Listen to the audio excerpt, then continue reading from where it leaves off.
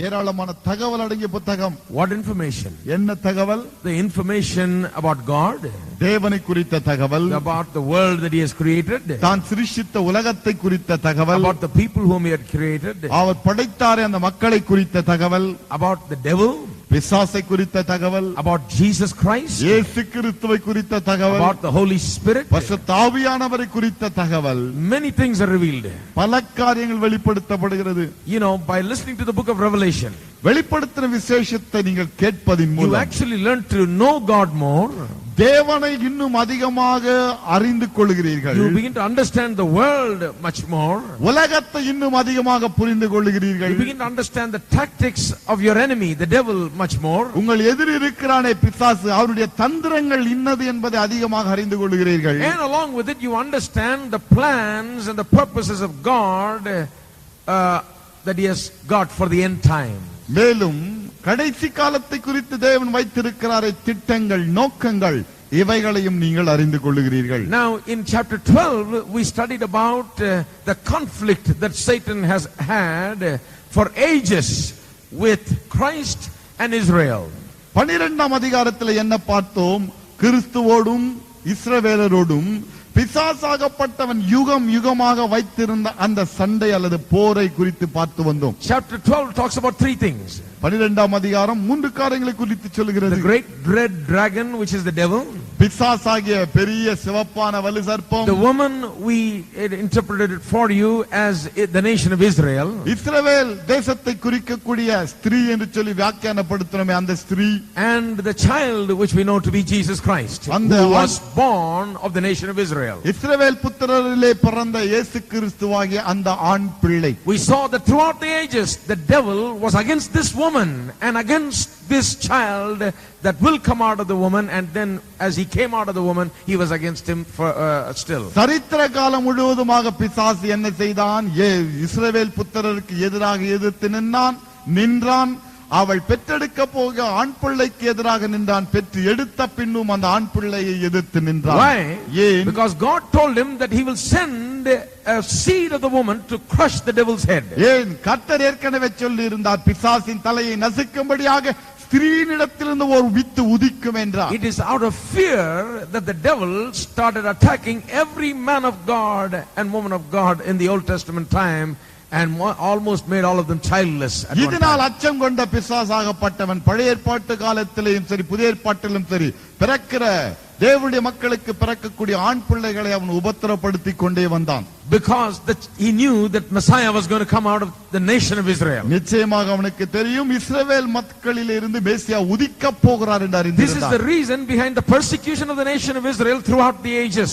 சரித்திர காலம் முழுவதுமாக இஸ்ரவேல் புத்திரர் உபத்திரப்படுத்தப்பட்டதற்கு காரணமே இதுதான். The Nazi persecution of Israel of Jews in this very century is not just human motivated, it is demonically motivated. இந்த நூற்றாண்டிலே நாசி கொலைகாரர்கள் இஸ்ரவேல் புத்திரரை உபத்திரவப்படுத்தினார்களே, அவர்களாக செய்தது அல்ல, அது பிசாசினாலே தூண்டப்பட்டு அப்படி அவர்கள் செய்தார்கள். The devil was against Jesus before he was born. இயேசு பிறக்கும் முன்பே பிசாசு அவருக்கு எதிராக நின்றான். He was against Israel because that is the nation out of which he will be born. இஸ்ரவேல் புத்திரருக்கு எதிராக நின்றான். ஏன்? அவர்களுக்குள்ளே இருந்துதான் இவர் பிறக்க போகிறார். He was against Jesus as he was born. பிறந்த பிறகும் இயேசுவுக்கு எதிராக நின்றான். He was against Jesus throughout his life on this earth. பூமியில் அவர் வாழ்ந்த நாட்களில் எல்லாம் அவர் எதிர்த்துக் கொண்டே இருந்தான்.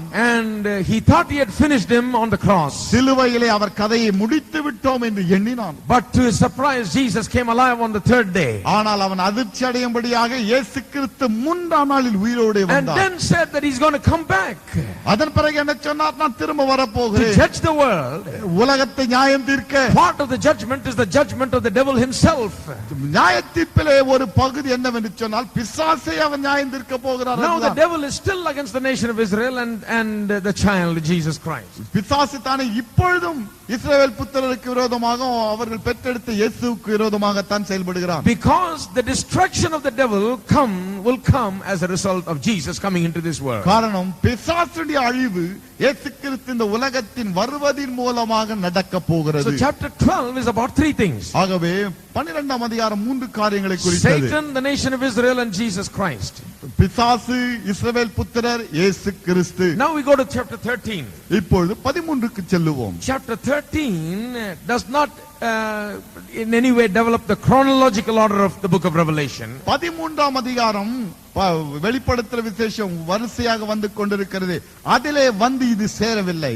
It is just giving some information, some more detailed information about the methods which Satan will use in the end times. முடிவு நாட்களிலே பிசாசாகப்பட்டவன் என்ன முறைகளை கையாளுவான் என்பதை குறித்த தகவல் அடங்கிய ஒரு அதிகாரம். So chronology is not important here, information is important here. ஆகவே இந்த இடத்திலே வரிசை முக்கியம் அல்ல, தகவலே முக்கியம். It is not what happens after what, it is what methods the devil will use. என்ன எது நடந்த பிறகு எது நடக்கும் என்பது முக்கியம் அல்ல, பிசாசு என்ன தந்திரங்களை கையாளுவான் அதுதான் முக்கியம். Chapter 13 is like an interlude where some information about the devil is given. ஆகவே 13ஆம் அதிகாரமாகப்பட்டது இடைப்பட்ட ஓர் அதிகாரம், பிசாசை குறித்த சில தகவல்கள், அவன் முறைமைகள் சொல்லப்படுகிறது. Here we are introduced to what one preacher calls as the unholy trinity. இந்த இடத்திலே ஒரு வார்த்தை சொல்லப்படுகிறது. ஒரு பிரசங்கியார் அதை குறித்து என்ன சொல்கிறார் என்று சொன்னால், அசுத்தமான திருத்துவம் என்கிறார். Just as there is a holy trinity of the Father God and of his Son Jesus Christ and the Holy Spirit. பரிசுத்த திருத்துவம் என்று ஒன்று இருக்கிறதே, பிதா, குமாரன், பரிசுத்த ஆவி என்று, அதை போலவே In the same way, அதே விதமாக here is the unholy trinity. இந்த இடத்திலே அசுத்தமான ஒரு திருத்துவம். You can maybe remember chapter 13 as the chapter of the unholy trinity. 13ஆம் அதிகாரத்தை எப்படி ஞாபகத்தில் வைத்துக் கொள்ளலாம்? அசுத்தமான திருத்துவம். What makes the unholy trinity? இந்த அசுத்த திருத்துவத்திலே காணப்படுவது யார்? Just as there is Father God in the Holy Trinity, in this unholy Trinity there is the great red dragon, the devil. எப்படி இந்த பரிசுத்த திருத்துவத்திலே பிதாவாகிய தேவன் இருக்கிறாரோ அதே விதமாக இந்த அசுத்த திருத்துவத்திலே சிவப்பான பெரிய வலு சர்ப்பம் இருக்கிறான். The second person of this unholy Trinity is, இந்த அசுத்த திருத்துவத்தில் இருக்கக்கூடிய இரண்டாவது நபர், just as there is Jesus Christ as the second person of the Holy Trinity, there is the Antichrist, the first beast, as chapter 13 calls him, in the unholy Trinity. பரிசுத்த திருத்துவத்திலே எப்படி இயேசு கிறிஸ்து இருக்கிறாரோ அதே விதமாக அசுத்த திருத்துவத்திலே இந்த அந்தி கிறிஸ்து என்று சொல்லப்பட்டவன் அங்கே இருக்கிறான். He is called the first beast. அவன் என்னவென்று முதலாவது மிருகம் என்று And அழைக்கப்படுகிறான். just as there is the Holy Spirit as the third person of Trinity in the Holy Trinity, பரிசுத்த திருத்துவத்திலே பரிசுத்த ஆவியானவர் இருக்கிறதை போலவே here we have the second beast in chapter 13 from verse 11 until 18 called the false prophet. 11ஆம் வசனம் முதல் 18ஆம் வசனம் வரைக்குமாக ஒரு கள்ள தீர்க்கதரிசி என்று ஒருவன் சொல்லப்படுகிறான். அவன் இரண்டாவது மிருகம், அவன் தான் அந்த மூன்றாவது இடத்தை Let வகிக்கிறவன். me read to you verse 1. முதலாம் வசனத்தை உங்களுக்கு நான் வாசிக்கிறேன். All that I'll be able to explain today is verse 1 because it is fully loaded with information. இன்றைக்கு உங்களுக்கு நான் விளக்கக்கூடியதெல்லாம் முதலாம் வசனம் மாத்திரம்தான், காரணம் ஏராளமான தகவல்கள் அதிலே. And I stood upon the sand of the sea and saw a beast rise up out of the sea, having 7 heads and 10 horns, upon his horns 10 crowns, and upon his heads the name of blasphemy. பின்பு நான் கடற்கரை மணலின் மேல் நின்றேன். அப்பொழுது சமுத்திரத்திலிருந்து ஒரு மிருகம் எழும்பி வர கண்டேன். அதற்கு 7 தலைகளும் 10 கொம்புகளும் இருந்தன. அதன் கொம்புகளின் மேல் 10 முடிகளும் அதன் தலைகளின் மேல் தூஷணமான நாமமும் இருந்தன. It says, and I stood upon the sand of the sea, it says. என்ன சொல்லப்பட்டிருக்கிறது? நான் கடற்கரை மணலின் மேல் நின்றேன். Now, some of the greatest Bible teachers, மிகப்பெரிய வேத வல்லுநர்களிலே ஒரு சிலர், like Theodore Epp தியோடர் எப் போன்றவர்கள், and J. Vernon McGee, J Vernon McGee என்பவர், and many others, மேலும் பல that ஆசிரியர்கள் really teach the Bible so beautifully. வேத புத்தகத்தை அவ்வளவு அழகாக போதிக்கும் ஆசிரியர்கள் They say என்ன that சொல்கிறார்கள்? that the best manuscripts here of chapter 13 verse 1 mention the first line not as and I stood upon the sand of the sea, but as he stood upon the sand of the sea. அவர்கள் என்ன சொல்கிறார்கள் என்று சொன்னால், பழைய நாட்களிலே கண்டுபிடிக்கப்பட்ட அந்த தோல் சுருள்களிலே நான் கடற்கரை மணலின் மேல் நின்றேன் என்கிற வார்த்தை இல்லாமல் என்னவென்று எழுதப்பட்டிருக்கிறதாம், அவர் நிற்க கண்டேன் என்கிற வார்த்தை வருவதாக சொல்கிறார்கள். He stood upon the sand of the sea. அவன் நின்றான். அவன் கடற்கரை மணலின் மேல் நின்றான். He stood upon the sand of the sea. அவன் கடற்கரை மணலின் மேல் நின்றான். Who is the he that stood upon the sand of the sea? அந்த கடற்கரை மணலின் மேல் நின்ற அவன் யார்? Verse 17 of chapter 12, which is the last verse ending chapter 12. 12ஆம் அதிகாரத்திலே முடிகிறதே 17ஆம் வசனம், அதன் முடிவிலே It is talking about the devil. பிசாசை குறித்து அது சொல்லுகிறது. Now in those days there was no chapter and verse divisions. நினைவில் வைத்துக் கொள்ளுங்கள், அந்நாட்களிலே அதிகாரம் என்றோ இப்படி வசனமாக பிரிக்கப்பட்டது கிடையாது. Chapter and verse divisions came much later. இந்த வசனத்தை அதிகாரங்கள் பிரிவும் இந்த வசனங்களாக பிரிக்கப்பட்டது பின்னாட்கள் எல்லாம் பிரிக்கப்பட்டன. And many times in the scriptures you get into trouble because of the chapter and verse divisions, because they are divided in the wrong way. பல வேளையிலே வேத புத்தகத்தில் ஏன் நமக்கு குழப்பம் வருகிறது? இவர்கள் இந்த அதிகாரத்தையும் வசனத்தையும் பிரிக்கும் போது சரியான முறையிலே பிரிக்காதபடினால இந்த குழப்பங்கள். We read the Bible and we stop with chapter 12 when we think it's over there. நாம் வேதத்தை வாசிக்கிறோம், 12ஆம் அதிகாரத்தை வாசித்து முடித்த உடனே அவளை தான் முடிந்து விட்டது என்ன முடித்து We விடுகிறோம். think one train of thought is over right there. என்ன நினைக்கிறோம்? ஒரு கருத்தின் தொடர்ச்சி முடிந்து விட்டது. And another new train of thought begins in chapter 13. புதிய கருத்தின் தொடர்ச்சி அங்கே துவங்குகிறது என்று நினைக்கிறோம் 13லே. But oftentimes it is not so. ஆனால் பலவேளை அப்படி அல்ல. It is the same thought that is continuing. ஒரே கருத்து தான் தொடர்ந்து வரும். And actually a chapter division or a verse division is not helpful there. It is confusing there. உண்மையிலே சொல்ல போனால் இந்த அதிகாரமாக பிரிக்கப்பட்டதும் வசனமாக பிரிக்கப்பட்டதும் உதவியாக இருப்பதற்கு பதிலாக உபத்திரவமாக தான் So இருக்கிறது. these teachers say that chapter 13 verse 1 must be read along with chapter 2 verse 17. ஆகவே இந்த ஆசிரியர்கள் என்ன சொல்கிறார்கள்? 12ஆம் அதிகாரம் 12ஆம் அதிகாரம் 17ஆம் வசனத்தையும் 13ஆம் அதிகாரம் 1ஆம் வசனத்தையும் ஒன்றாக சேர்த்தே படிக்க That வேண்டும். we should not break it. அங்கே நிறுத்தம் நடுவில் இருக்க கூடாது. And it is not I who stood upon the sea. அங்கே இருப்பது நான் கடற்கரை மணலின் மேல் நின்றான் என்று அல்ல. It is he stood upon the sand of the sea. அவன் கடற்கரை மணலின் மேல் நின்றான் என்று வருகிறது. Therefore they say that it is referring to the devil, the great Satan that stood upon the sand of the sea. ஆகவே என்ன குறிப்பாக சொல்லப்படுகிறது? பிசாசு சிவப்பான பெரிய வலு சர்ப்பம் தான் கடற்கரை மணலின் மேல் நின்றான். Why is he standing upon the sand of the sea? ஏன் கடற்கரை மணலின் மேல் அவன் நிற்கிறான்? He is looking for something. ஒன்றுக்காக அவன் எது தேடிக்கொண்டிருக்கிறான். He is looking for a person or persons in whom he can indwell and through whom he can dominate the entire world. ஒரு நபருக்குள்ளாக அல்லது மனிதர்களுக்குள்ளாக இவன் நுழைந்து இந்த உலகத்தை அவர்கள் மூலமாக தான் ஆட்கொள்ளலாம் ஆளலாம் என்று எண்ணி நின்று கொண்டிருக்கிறான். He is standing there அங்கே நிற்கிறான்.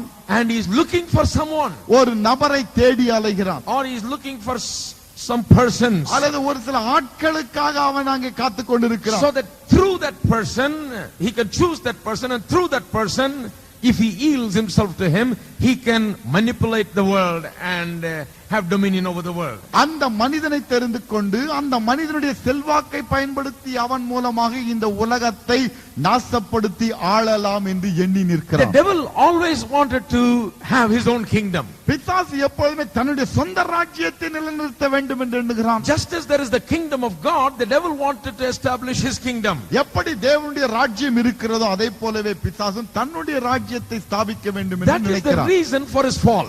அவனுடைய வீழ்ச்சிக்கு காரணமே அதுதான். He wanted to dethrone the king and become the king himself. ராஜாவை கவிழ்த்து விட்டு தான் ராஜாவாக வர வேண்டும் என்று எண்ணினான். He wanted to imitate the kingdom of God. தேவனுடைய ராஜ்யத்துக்கு ஒப்பான ஒரு ராஜ்யத்தை உருவாக்க வேண்டும் என்று He எண்ணினான். wanted to be the glorious king. நம் மகிமையுள்ள ராஜாவாக நான் விளங்க வேண்டும் என்று எண்ணினான். How can he do this in this world? இந்த உலகத்தில் அவனால் இது எப்படி செய்ய முடியும்? Not directly. நேரடியாக அல்ல. He thinks he can do it through some person.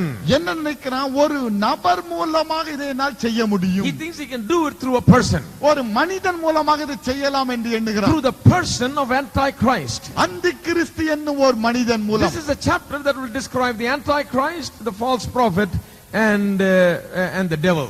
அந்தி கிறிஸ்துவையும் கள்ள தீர்க்கதரிசியும் பிசாசையும் குறித்த ஓர் அதிகாரம் இது. So he is looking for Antichrist who will become an instrument in the hand of the devil in the end times. ஆகவே முடிவு காலத்திலே தன்னுடைய கரத்திலே கருவியாக இருக்க வேண்டி அந்தி கிறிஸ்துவுக்காக இவன் இங்கே தேடி திரிகிறான், நிற்கிறான். He is described in many ways in the scriptures. வேத புத்தகத்திலே பல விதங்களிலே இவன் வர்ணிக்கப்படுகிறான். This devil, this great dragon who stood upon the sand of the sea is described in so many different ways. இந்த கடற்கரை கடற்கரை மணலின் மேல் நின்று கொண்டிருந்தானே சிவப்பான பெரிய வலு சர்ப்பம், பல விதங்களிலே இவன் வர்ணிக்கப்படுகிறான். He is a master deceiver.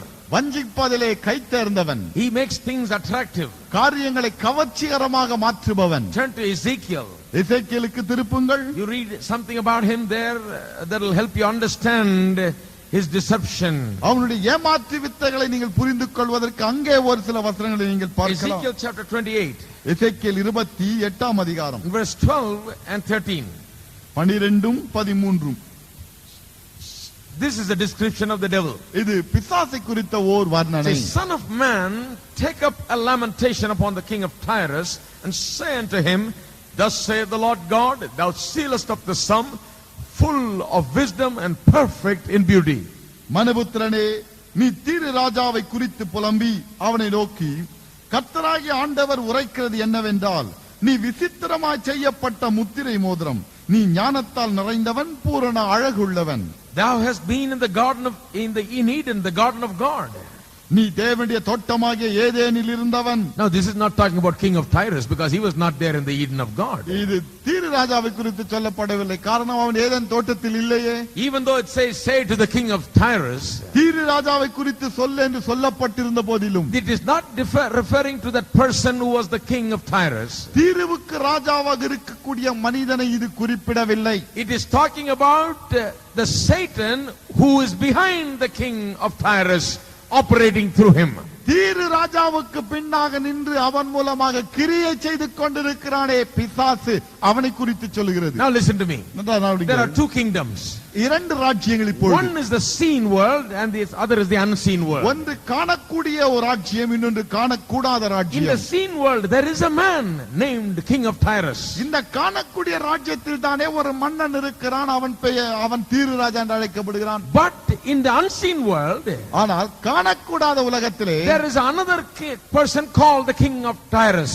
தீரு ராஜா என்று சொல்லி இன்னொருவன் இருக்கிறான். Who is he? அவன் யார்? He is not a human being, he is the devil.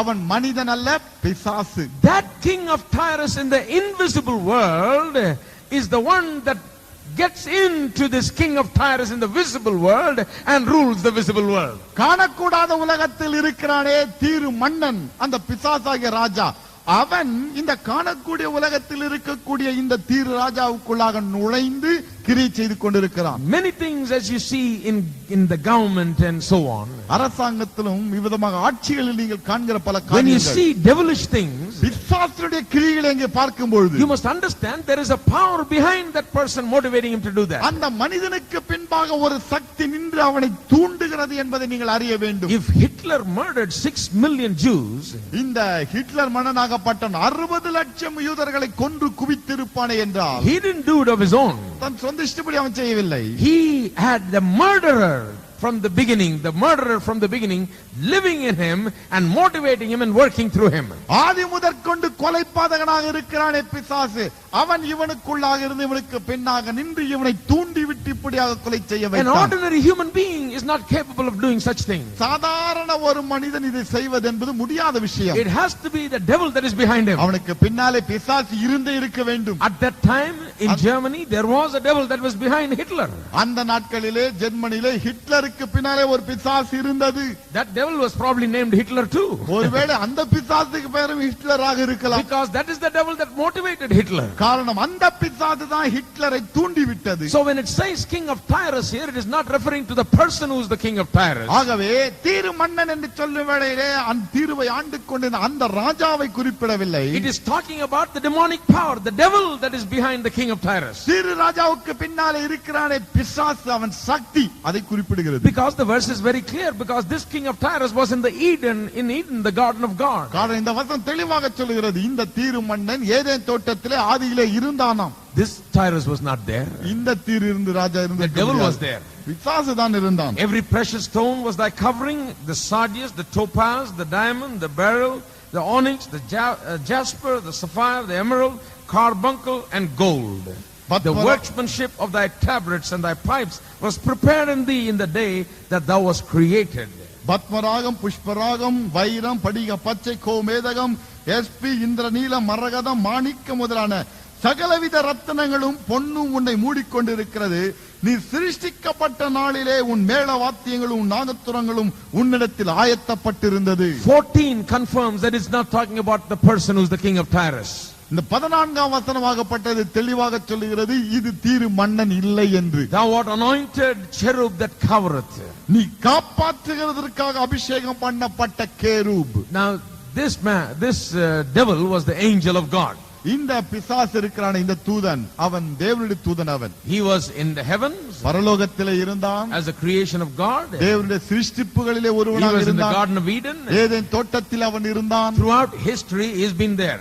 சரித்திர காலம் முழுவதுமாக அவன் இருக்கிறான். He's been a slanderer from the beginning and accuser of the brethren. ஆதி முதற்கொண்டே தூற்றித் திரிகிறவனாகவும் சகோதரரை குற்றப்படுத்துகிறவனாகவும் இருக்கிறான். He has been a deceiver of the nations by his lies. தன்னுடைய பொய்களின் மூலமாக தேசங்களை நாசப்படுத்திக் கொண்டு ஏமாற்றிக் கொண்டு வந்தான். So this is the devil that Revelation chapter 13 is talking about. ஆகவே வெளிப்படுத்தல் 13ஆம் அதிகாரம் சொல்லுகிறதே பிசாசு இவனைத்தான். He stood upon the sands of the sea. அவன் கடற்கரை மணலின் மேல் நின்றான். And he's looking over the sea to find across to see in the world if there is anyone that he can get into and rule the world. இந்த உலகத்திலே ஒரு மனிதன் கிடைக்க மாட்டான், அவனுக்குள்ளாக நுழைந்து இந்த உலகத்தை ஆள மாட்டோமா என்று சொல்லி அங்கே காத்து நிற்கிறான்.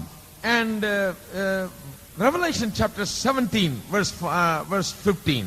Turn with me for a moment. We'll come back to this. வெளிப்படுத்தல் 17:5க்கு சற்று திருப்புவோம்.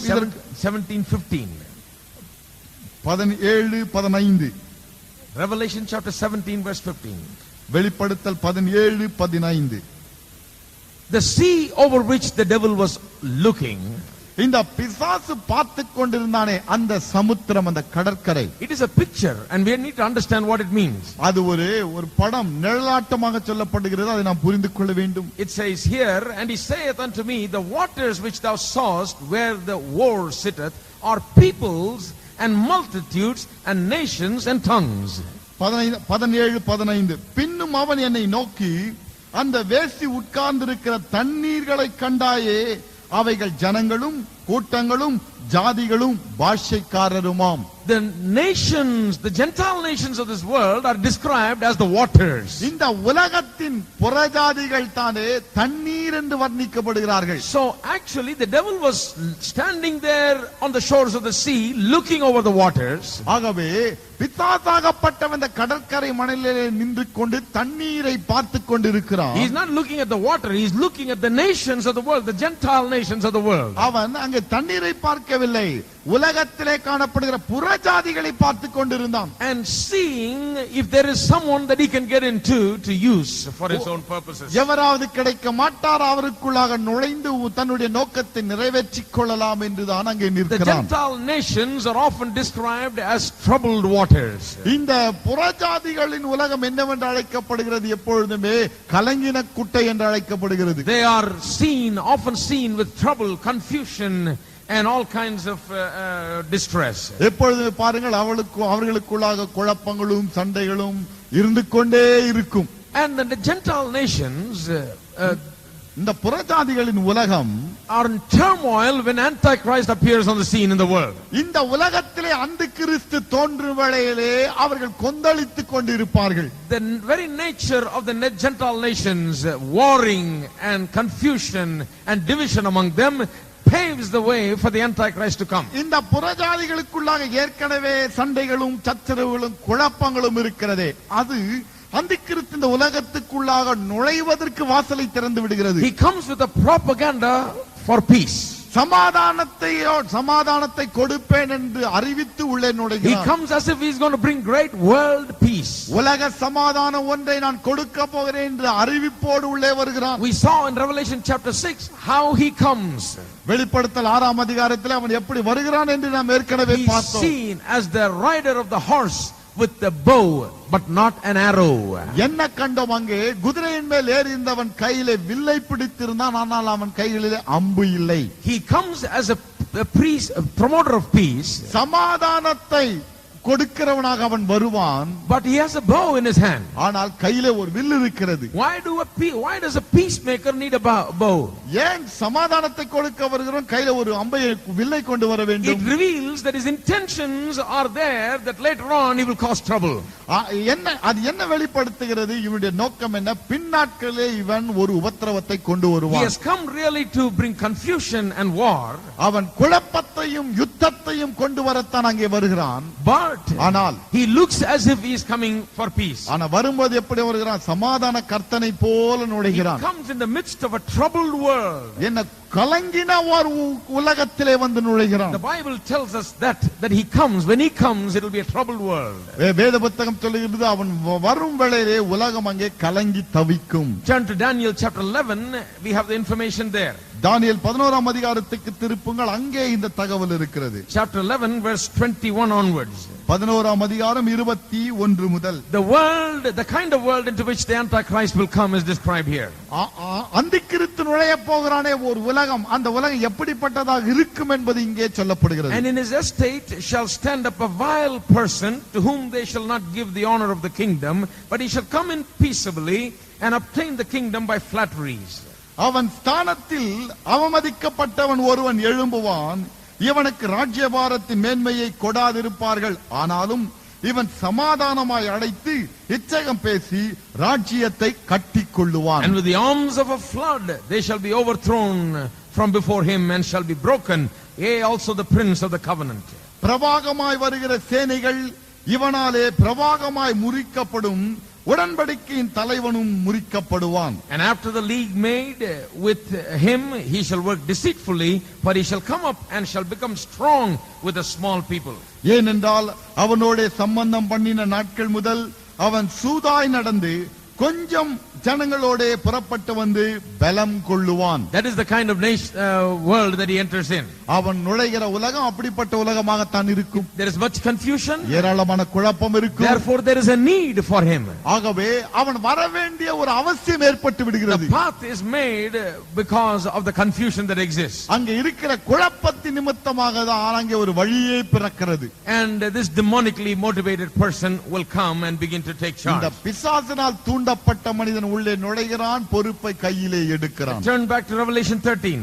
வெளிப்படுத்தல் 13க்கு திருப்புங்கள். As he stood over the waters and saw, அந்த மணலின் மேல் நின்ற அவன் தண்ணீரை கண்ட வேளையில், saw a beast rise up out of the sea, having 7 heads and 10 horns, and upon his horns 10 crowns, and upon his heads the name of blasphemy. அப்பொழுது சமுத்திரத்திலிருந்து ஒரு மிருகம் எழும்பி வர கண்டேன். அதற்கு 7 தலைகளும் 10 கொம்புகளும் இருந்தன.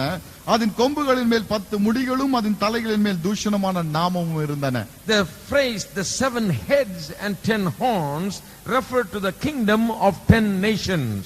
7 தலைகள் 10 கொம்புகள் என்று சொல்லப்படுகிறது. எதை குறிக்கிறது? 10 தேசங்களை குறிக்கிறது. Turn with me back to Daniel. தானியேலுக்கு திருப்புங்கள்.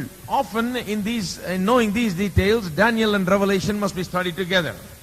இதை குறித்த தகவல்களை புரிந்து கொள்ள வேண்டும் என்று சொன்னால் பல வேளையிலே தானியேலையும் வெளிப்படுத்தின விசேஷத்தையும் ஒப்பிட்டு படிக்க வேண்டும். Many hundreds of years before John wrote Revelation, வெளிப்படுத்தின விசேஷத்தை யோவான் எழுதுவதற்கு பல நூற்றாண்டுகளுக்கு முன்பே Daniel had a great revelation in which many things about the end time was revealed to him. தானியேலுக்கு ஒரு தரிசனம் கிடைத்தது. அதிலே வெளிப்படுத்தலுக்கு முடிவு காலத்திலே நடக்க போகிற பல காரியங்கள் வெளிப்படுத்தப்படுகிறது. And it is amazing, and only Bible is so amazing that these two information when put together go very beautifully வேத together. புத்தகம் ஆச்சரியமாக இருக்கிறது. இரண்டையும் ஒப்பிட்டு பார்க்கும் வேளையிலே இரண்டும் இணைந்து தான் செல்கிறது. That same information is given in Daniel. அதே தகவல் தானியேலிலும் சொல்லப்படுகிறது. Verse 24 24 of chapter 7. 7ஆம் அதிகாரம் 24ஆம் It வசனம். says, and the 10 horns out of this kingdom are 10 kings that shall arise, and another shall arise after them, and he shall be diverse from the first, and he shall subdue the 3 kings. அந்த 10 கொம்புகள் என்னவென்றால் அந்த ராஜ்யத்திலே எழும்பும் 10 ராஜாக்களாம். அவர்களுக்கு பின்பு வேறொருவன் எழும்புவான். அவன் முந்தினவர்களை பார்க்கிற வேறாயிருந்து 3 ராஜாக்களையும் தாழ்த்தி போடுவான். Read Revelation chapter 17 verse 12.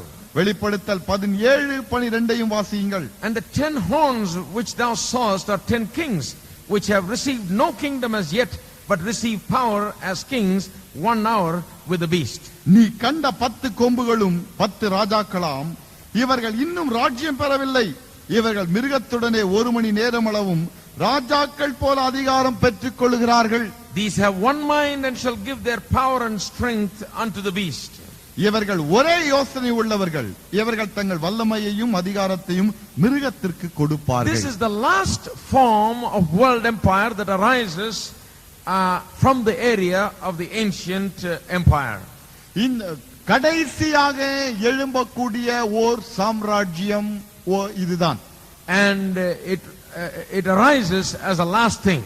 கடைசியாக இந்த ஒரு ராஜ்யம் தான், ஆட்சி தான் எழும்ப போகிறது. So the 10 horns refer to 10 different kings. ஆகவே இந்த 10 கொம்புகள் 10 ராஜாக்களை குறிக்கிறது. Or kingdoms. அதுக்கு ராஜ்யங்களை, or nations. ஒரு தேசத்தை. Revelation 17:9 வெளிப்படுத்தல் 17:9 describes us what the heads are. அந்த தலைகள் இன்னது என்பதை காட்டுகிறது. Revelation chapter 7 verse 9. 17:9 வெளிப்படுத்தல் 17:9 tells us what the heads are. அந்த தலைகள் இன்னது என்பதை காட்டுகிறது.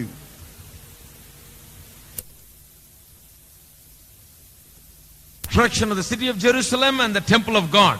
எருசலேம் பட்டணமும் தேவனுடைய ஆலயமும் அழிக்கப்பட்டதை குறிப்பிடுகிறது. The people that came, the Roman government that destroyed, the Roman empire was part of the destruction. அந்த அழிவை நடத்தியவர்கள் யார்? இந்த ரோம மக்கள் தான். It says the people of the prince that shall come shall destroy the city and the sanctuary. என்ன சொல்லப்பட்டிருக்கிறது? நகரத்தையும் பரிசுத்த ஸ்தலத்தையும் வரப்போகிற பிரபுவின் ஜனங்கள் அழித்து போடுவார்கள். Who destroyed the temple and the city of God?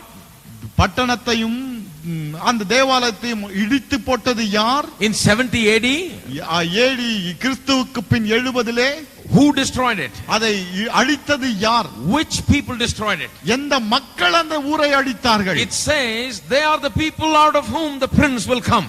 என்ன சொல்லப்பட்டிருக்கு? வரப்போகிற பிரபுவின் ஜனங்கள் அவர்கள். It is referring to the Roman Empire. எதை குறிக்கிறது? ரோம பேரரசை. And let us go back once again to Revelation chapter 13. வெளிப்படுத்தல் 13க்கு திரும்ப செல்லுவோம்.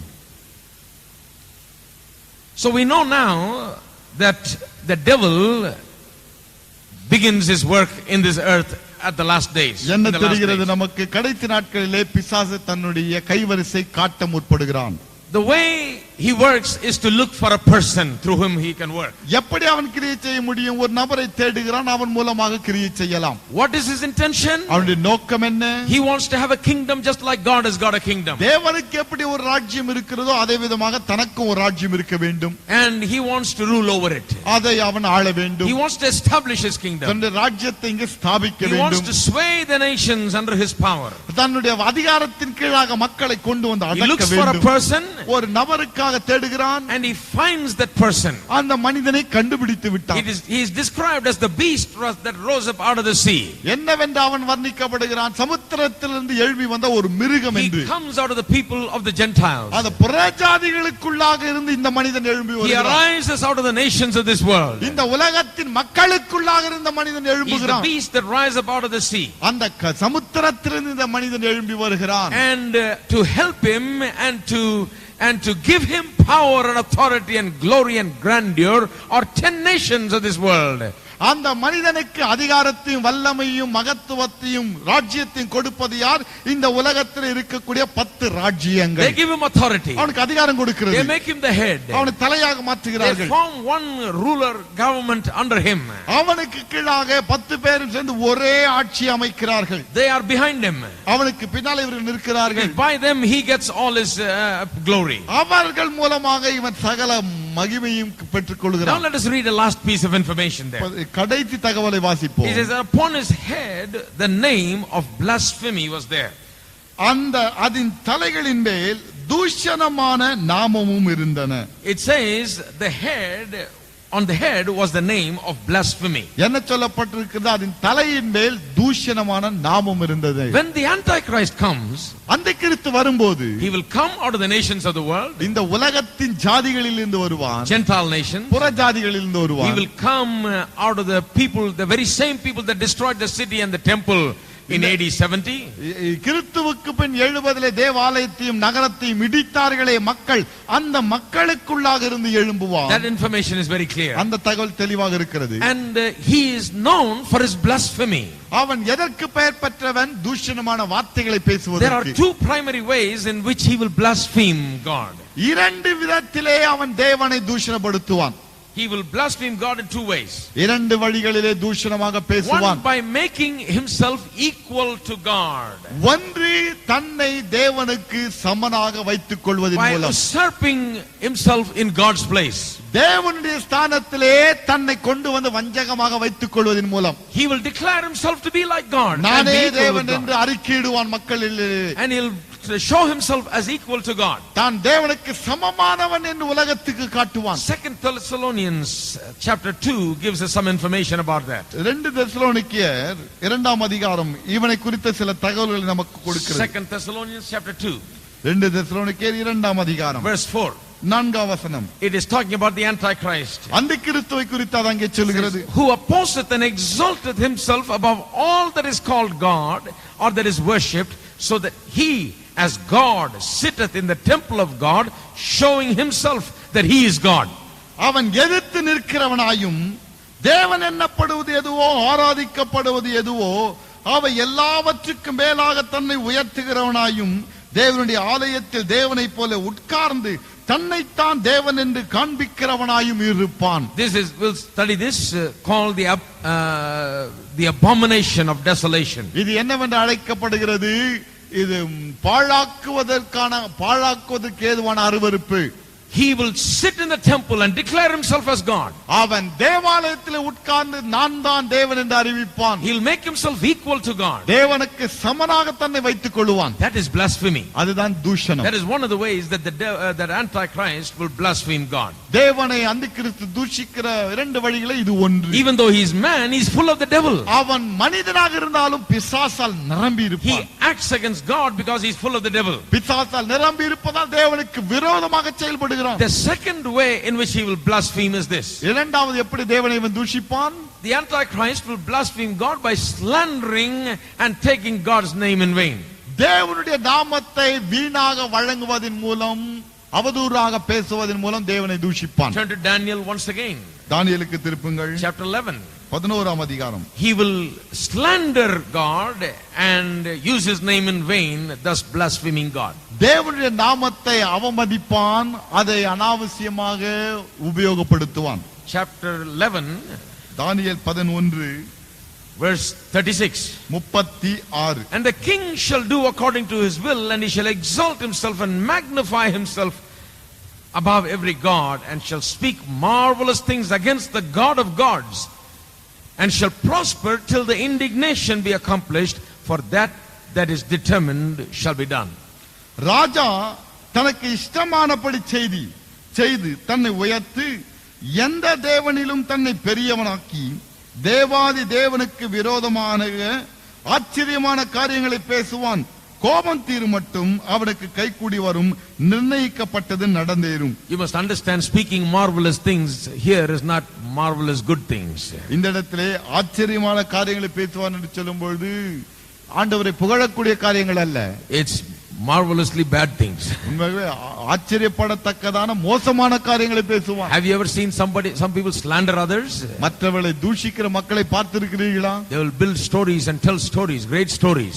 பெரிய பெரிய கதைகளை கட்டி விடுவார்கள். And the rest of the people just open their mouth and say, கேட்கிற வாயை பிளந்து கொண்டு கேட்பார்கள். அப்படியா? The devil's slander is like that. பிசாசு இப்படியாக தான் கட்டி விடுவான். He will talk like that about God. தேவனை குறித்து கூட இப்படிதான் அவன் The பேசுகிறான். Antichrist will blaspheme God, create all kinds of slander against God. அந்திக்கிறிஸ்து தேவனுக்கு விரோதமாக பேசுவான், தூஷணமான வார்த்தைகளை அவன் கட்டி விடுவான். Now, how long will he do it? எவ்வளவு நாட்களுக்கு இப்படி செய்வான்? Notice the word, till the indignation be accomplished. என்ன கோபாக்கினை முடிகிற வரைக்கும் என்ற வார்த்தையை கவனியுங்கள். Now, God allows him to do that. இதை செய்யும்படியாக தேவன் விட்டு விடுகிறார். He lets him dance his last dance. சரி, கடைசி ஆட்டத்தை ஆடி முடிக்கிட்டோம்னு விடுறார். Because after that he's going to be judged. காரணம் அதன் பிறகு அவனுக்கு நியாய தீர்ப்பு. His atrocity and his slander and his lies become greater than ever towards the end. முடிவு காலத்திலே அவனுடைய அட்டூழியங்களும் அட்டகாசங்களும் பொய்களும் தூஷணங்களும் உச்சக்கட்டத்தை அடைகிறது. The work of the devil is nothing today. It will reach such a climax toward the end times. இன்றைக்கு பிசாசு செய்கிற காரியங்கள் ஒன்றுமே கிடையாது. அந்நாட்களிலே அது உச்சக்கட்டத்துக்கு போய்விடும். Why will it reach its climax? ஏன் உச்சக்கட்டத்திற்கு செல்லும்? Because he knows that his end is coming. காரணம் அவனுக்கு தெரியும் எனக்கு முடிவு வந்து விட்டது என்று. He knows that he's going to be put away. அவன் தள்ளப்பட போகிறான் என்பதும் அவனுக்கு He knows தெரியும். that Jesus will come and bind him for 1,000 years இயேசு வருவார், 1000 வருடங்களுக்கு அவனை கட்டுவார் and என்பது rule அவனுக்கு upon தெரியும். this earth. இந்த உலகத்தை ஆளுவார். And then after the 1,000-year reign, put him away completely and annihilate him. அதன் பிறகு 1000 வருட அரசாட்சிக்கு பிறகு அவனை வேரோடு அழிப்பார் என்பது இவனுக்கு The தெரியும். end of the devil comes when Jesus returns to reign on earth. பூமியிலே இயேசுவானவர் அரசாள வரும் வேளையிலே பிசாசுடைய ஆட்சி அங்கே முடிவடைகிறது. The purpose of Christ's second coming is not only to judge the world but to judge Satan also. இயேசுவானவர் இரண்டாவது முறை வருவதின் நோக்கம் இவருடைய ராஜ்யத்தை ஸ்தாபிப்பதற்கு மாத்திரமல்ல, பிசாசை அழிக்கவும் வருகிறார். And the devil knows it. பிசாசுக்கு அது தெரியும். The devil knows it. பிசாசுக்கு அது தெரியும். We told you ஏற்கனவே சொல்லி இருக்கிறோம். there are many truths about Christ. கிறிஸ்துவை குறித்த ஏராளமான சத்தியங்கள். His birth அவருடைய பிறப்பு is marvelous. ஆச்சரியமானது. His life அவருடைய வாழ்க்கை is marvelous. ஆச்சரியம். His death அவருடைய is மரணம் an absolute miracle. அது ஒரு பெரிய அற்புதம். And his resurrection உயிர்த்தெழுதல் is a miracle. அற்புதம். His ascension எடுத்துக் கொள்ளப்பட்டது is very significant, has great meanings. மிகவும் அர்த்தமுள்ள ஒன்று அது. It says that he was ascended to the Father and seated at the right hand of the Father. என்ன சொல்லப்பட்டிருக்கிறது? பிதாவினிடத்தில் ஏறி பிதாவின் வலது பார்சத்திலே வீற்றிருக்கிறார். And it says that he is seated above all principalities and powers. துரைத்தனங்கள் அதிகாரங்களுக்கு மேலாக அவர் உட்கார்ந்திருக்கிறார் என்று சொல்லப்படுகிறது. He's got a name above every name. எல்லா நாமத்திற்கும் மேலான நாமத்தை கொண்டிருக்கிறார். That is his ascension. அதுதான் எடுத்துக்கொள்ளப்பட்டது. He is exalted, உயர்த்தப்பட்டிருக்கிறார், glorified. மகிமைப்படுத்தப்பட்டிருக்கிறார். He is there at the presence of God. தேவனுடைய பிரசன்னத்திலே இருக்கிறார். One more great thing about Jesus Christ இயேசு கிறிஸ்துவை குறித்த இன்னொரு மேன்மையான விஷயம் is his coming back to the earth. பூமிக்கு திரும்ப வரப்போகிறார். Praise God. கர்த்தருக்கு His ஸ்தோத்திரம். coming back is a terror to the devil. அவர் திரும்பி வருவது பிசாசுக்கு ஒரு கதி கலக்கம். And he will in the last day do his utmost to just destroy the name of God. தன்னுடைய கடைசி நாட்களிலே அவன் ஏராளமான நாசத்தை அவன் விளைவிக்க பார்ப்பான். But it is only until Jesus comes in judgment. ஆனால் நியாயம் தீர்க்க இயேசு வருகிற வரைக்கும் தான் அப்படி ஆகும். He cannot do it forever. என்றென்றுமாக அப்படி செய்ய முடியாது. When you look at all the evil that is in this world, உலகத்திலே ஏராளமான தீமைகளை நீங்கள் பார்க்கும் பொழுது you know, you just have to tell yourself that there is a day coming when all this evil will be put away. இந்த தீமைகளுக்கெல்லாம் முடிவு ஒன்று வருகிறது என்று நீங்கள் சொல்ல The வேண்டும். problem of evil is one of the biggest questions in people's minds. உலகத்திலே தீமை இருக்கிறதே, அந்த கேள்வி மக்களுக்குள்ளாக ஏன் இருக்கிறது என்று இருந்து கொண்டே Why இருக்கிறது. is there evil? ஏன் இந்த உலகத்திலே தீமை? Why is God allowing it? ஏன் இதை தேவன் அனுமதிக்கிறார்? Why does God allow bad things to happen? ஏன் கெட்ட காரியங்கள் நடக்க ஆண்டவர் அனுமதி அளிக்கிறார்? Well, the answer is in the Bible. பதில் வேதத்தில் The இருக்கிறது. Bible says வேதம் சொல்லுகிறது that the evil one is in control. பொல்லாங்கன் தன்னுடைய கரத்தில் அதை வைத்திருக்கிறார். The world, he is the prince of this world. இந்த உலகத்தின் அதிபதி அவன்தான். And that is why evil things are happening. அதனால் தான் உலகத்திலே கெட்ட காரியம் நடக்கிறது. That is why evil people are there. அதனால் தான் கெட்ட ஆட்கள் That இருக்கிறார்கள். is why injustice is there. அதனால் தான் அநியாயம் உலகத்திலே. Evil will be there. அங்கே தீமை இருக்கத்தான் செய்யும். Now listen to me. கவனியுங்கள். There are a lot of good, noble efforts to get rid of evil. இந்த தீமையை ஒழிக்க வேண்டும் என்று ஏராளமான நல்ல முயற்சிகள் எடுக்கிறார்கள். You know, so much so that many preachers began to say, this book of Revelation and all is just a bunch of story. பல பிரசங்கர்கள் என்ன சொல்லி விட்டார்கள்? இந்த வெளிப்படுத்த விசேஷம் ஒரு கட்டுக்கதை. Jesus is not going to come back. இயேசு வர போறது இல்ல. Tribulation is not going to உபத்திரவம் come. இருக்க போறது இல்ல. Nothing is coming. ஒண்ணுமே கிடையாது. And instead of Jesus coming back and ruling on this earth, இயேசு வந்து பூமி ஆளுவதற்கு பதில் it is only figuratively talking about how the reign of Jesus will happen right here, figuratively. இயேசுவினுடைய ஆட்சி இந்த உலகத்துல எப்படி இருக்க முடியும் என்பது நிழலாட்டமாக இங்கே சொல்லப்படுகிறது என்று It's சொல்கிறார். not literal rule. அது உண்மையான ஒரு ஆட்சி It's அல்ல. not literal coming back. எழுத்தின்படியாக அவர் வரப்போவதும் இல்லை. They said the world will become better. என்ன சொல்ல, உலகம் கொஞ்சம் சிறப்பாகிக் It கொண்டே will வரும். become a better place to live. என்ன வாழ்வதற்கு ஒரு சிறப்பான இடமாக There is no அமையும். heaven, they said. அது என்ன சொல்ற, பரலோகமே கிடையாது. They went one step at a time. Finally, they said there is no heaven. என்ன ஒரு படியா மேலேறி கடைசில பரலோகமே இல்லை என்று சொல்லிவிட்டார். Why? ஏன்? This will become like heaven. இது பரலோகமாக This will மாறிவிடும். become such a beautiful place. This will become like a heaven, they என்ன said. அவ்வளவு அழகாக மாறிவிடும், பரலோகத்தை போல இது இருக்கும். When did they say this? எப்பொழுது சொன்னார்கள் At the end of the last century and at the beginning of the this century. இந்த நூற்றாண்டின் துவக்கத்திலேயும் 19ஆம் நூற்றாண்டின் முடிவிலேயும் They said this world was becoming like heaven, என்ன better and better. சொன்னார்கள், இந்த உலகம் படிப்படியாக பரலோகமாக மாறிவிடும். After that theology came about, அந்த இறையியல் வந்த பிறகு that's when World War I came. முதலாம் உலக யுத்தம் அப்பொழுதுதான் வந்தது. Instead of world becoming better and better, உலகம் சிறப்பானதாக மாறுவதற்கு பதில் there was a war like never before. இதற்கு முன்பாக இருந்திராத ஒரு மகா உலக யுத்தம் வந்து விட்டது. Sure, the world had machines now, இப்போது உலகத்திலே மிஷன்கள் இருக்கிறது உண்மைதான். technology now, விஞ்ஞான முன்னேற்றம், and power of automation now. இப்போது எல்லாமே ஆட்டோமேட்டிக்காக நடக்கக்கூடிய ஒரு இயக்கம். What was it used for? அது எதற்காக உபயோகப்படுத்தப்படுகிறது? It was not used for just good things. நல்ல காரியங்களுக்காக மாத்திரமல்ல, It was used to do evil things. தீமையை செய்வதற்கும் இதை Their machines were உபயோகிக்கிறார்கள். used for war. இந்த இயந்திரங்களை எதற்காக உபயோகிக்கிறார்கள்? யுத்தத்திற்காக.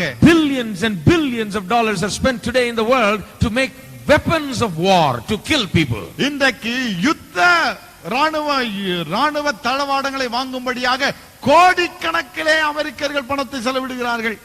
I met a man one time who dealt with these things. இந்த விஷயங்களில் ஈடுபட்டிருக்கிற ஒரு மனிதனை ஒருமுறை சந்தித்தேன். An American. ஒரு American. You know, he sits at home and just takes up a phone and calls and orders some equipment for some country and earns millions of dollars. அவர் வீட்டிலே உட்கார்ந்து கொண்டு போனை எடுத்து ஒரு ஆர்டரை போட்டு இன்னொரு நாட்டுக்கு ராணுவ இயந்திரங்களை கொடுத்து அதன் மூலம் பணத்தை I சம்பாதிக்கிறார். said, what do you do? என்ன செய்கிறேன்னு He said, that's கேட்டேன். all I do. என் வேலை I இவ்வளவுதான். find out which nation wants what, எந்த தேசத்துக்கு எந்த கருவி வேணும் எனக்கு தெரியும். and I order it from another nation that produces it. அந்த அடுத்த நாட்டிலிருந்து அது உற்பத்தி செய்கிறாள் அவளிடத்துல ஆர்டர் பண்ணுவேன். Mostly weapons, பெரும்பான்மை ஆயுதங்கள். just a phone call ஒரு phone call and a few other things. வேறு சில விஷயங்கள். That's all. அவ்வளவுதான். And I get my money, he said. என் பணம் எனக்கு வந்துவிடும். I said, what kind of money? என்ன விதமான பணம் என்று Oh, கேட்டேன். it's difficult to count. That's how much you get. என்ன பாருங்க, அந்த வர பணத்தை என்றதே கஷ்டங்க.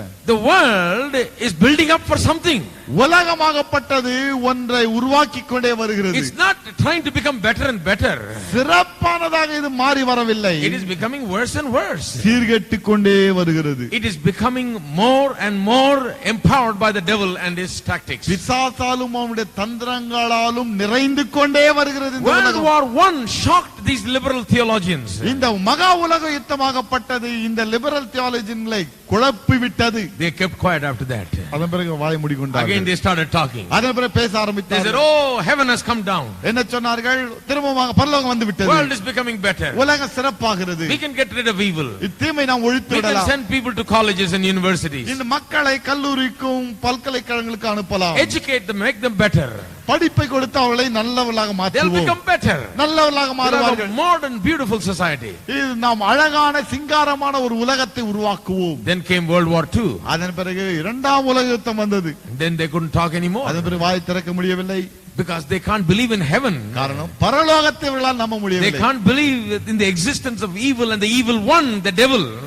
தீமையும் இந்த பொல்லாங்கன ஒருவன் இருக்கிறானே பிசாசு, அவனையும் இவர்களால் நம்ப They முடியவில்லை. don't believe the existence of the devil. பிசாசு இருக்கிறான் என்பதை இவர்கள் நம்பவில்லை. They think the devil is only in your mind. என்ன நினைத்தார்கள்? பிசாசு இங்க மனசுல தாங்க. They say everybody thinks the devil is out there in the dark places, in the trees, in the doors, in the knobs, everywhere. எல்லாம் நினைக்கிறாங்க, இருட்டுல இருக்கிறான், மரத்துல இருக்கிறான், அங்க பழத்துல இருக்கிறான் பிசாசு நினைக்கிறாங்க. This is the primitive thinking, they say. இது பழங்காலத்து மக்கள். There is no real devil. உண்மையாக பிசாசு என்று It's only கிடையாது, in the mind. மனசுல தான். So if there is no devil, where is this evil from? ஆகவே பிசாசு இல்லை என்றால் இந்த தீமை எங்கே இருந்து வந்தது? they say, well, it's just part of our character. என்ன சொல்றார்கள்? நம்முடைய குணத்திலே இது With education it will become better. படிப்பின் மூலமாக இதை மாற்றி விடலாம். Now look at people that are educated. படிச்ச ஆட்களை இப்ப பாருங்க. Our colleges and universities are filled with drugs. நம்முடைய கல்லூரிகளும் பல்கலைக்கழகங்களும் போதை பொருளால் நிரம்பி வழிகிறது. They have to teach in the classroom about how to keep from AIDS. எப்படி எய்ட்ஸிலிருந்து தன்னை காத்துக்கொள்வது வகுப்பிலே போதிக்க These are வேண்டியிருக்கிறது. educated people, படிச்சவங்க, but they can't help themselves. ஆனால் தங்களுக்கு தாங்களே உதவி செய்து With கொள்ள all their முடியவில்லை. education, they cannot become better people. இவ்வளவு படிப்பிருந்தும் சிறப்பானவர்களாக இவரால் மாற முடியவில்லை. There is evil in this world. இந்த உலகத்திலே தீமை இருக்கிறது. The presence of evil proves the presence of Satan. தீமை இந்த உலகத்திலே இருக்கிறது. எதை நிரூபிக்கிறது? பிசாசு ஒருவன் இருக்கிறான் If என்பதை. you don't believe in the devil, just look at the world, you'll believe in the devil. பிசாசு இல்லை என்று நீங்கள் நினைப்பீர்கள், உலகத்தை பாருங்கள், தீமையை பாருங்கள், பிசாசு இருக்கிறான் என்பதை There is a அறிவீர்கள். devil. பிசாசு இருக்கிறான். That is why we have evil. அதனால் தான் தீமை உலகத்திலே. When will the evil be gone? எப்பொழுது இந்த தீமை மறையும்? How can we get rid of this evil? எப்படி இந்த தீமை நம்மால் ஒழிக்க முடியும்? Only one way. ஒரே வழிதான். When Jesus comes, இயேசு வரும்போது he will put the devil out. பிசாசை தள்ளி விடுவான். And then the reign of Jesus will be beautiful. இயேசுவின் ஆட்சி அழகானதாக But அமையும். now, இப்பொழுது in our lives, நம்முடைய வாழ்க்கையிலே we can overcome the devil. நாம் பிசாசை மேற்கொள்ள முடியும். How? எப்படி? By the power and the authority in the name of Jesus. இயேசுவின் நாமத்தில் உள்ள வல்லமை அதிகாரத்தை கொண்டு, Even though the evil one is there, பொல்லாங்கன் இருந்தாலும் கூட, we can get rid of the evil from our lives because we can have authority over the enemy, the devil. இந்த தீமையை நம்முடைய வாழ்க்கையிலிருந்து நம்மால் ஒழிக்க முடியும். ஏன்? இந்த பிசாசின் மீது இயேசுவின் நாமத்தினாலே நமக்கு வல்லமை We can அதிகாரம் get உண்டு. rid of sin. பாவத்தை நம்மால் தள்ள We முடியும். can get rid of murder. கொலையை நாம் தள்ள We முடியும். can get rid of all kinds of evil things. இந்த தீமையான காரியங்களை நம்மால் ஒழிக்க முடியும். We can become better because we have the name of Jesus and the power that is in that name to overcome Satan. இயேசுவின் நாமமும் பிசாசை மேற்கொள்ளத்தக்கதாக இயேசுவின் நாமத்திலே அதிகாரம் இருக்கிறபடியினால் இந்த தீமையை நம்மால் மேற்கொள்ள முடியும். Praise God. கர்த்தருக்கு ஸ்தோத்திரம். The devil looks over, பிசாசு பார்க்கிறான். chooses a man that comes out of those nations அந்த தேசத்திலிருந்து மக்களுக்குள்ளாக இருந்து ஒரு மனிதனை தெரிந்தெடுக்கிறான். and gets inside of him, அவனுக்குள்ளாக நுழைகிறான். gets many other nations together, பல தேசங்களை ஒன்று கூட்டுகிறான். rules the world through him. அவர்கள் மூலமாக உலகத்தை ஆளுகிறான். And his ultimate crime is the blasphemy of God. கடைசியாக அவன் போடுகிற சத்தம் என்ன? தேவனுக்கு விரோதமான தூஷணம். He will do it. செய்வான். He is doing it today. இன்றைக்கு செய்கிறான். The Bible says the spirit of Antichrist is here. வேத புத்தகம் சொல்லுகிறது அந்திக்கிறிஸ்துவின் ஆவி இன்றைக்கு Even இருக்கிறது. though Antichrist has not come, the spirit of Antichrist is here. அந்திக்கிறிஸ்து இன்னும் வரவில்லை என்றாலும் அவனுடைய ஆவி இருக்கத்தான் செய்கிறது. And we have the name of Jesus இயேசுவின் நாமம் நமக்கு and the இருக்கிறது. power that is in the name of Jesus. அந்த இயேசுவின் நாமத்தில் இருக்கும் வல்லமையும் இருக்கிறது. Let's all stand up together. ஒன்றாக எழுந்து நிற்போம். We'll continue next week when we come together. ஒன்றாக கூடி வரும் வேளையில் அடுத்த வாரம் திரும்பவும் பார்ப்போம். Praise God. கர்த்தருக்கு ஸ்தோத்திரம்.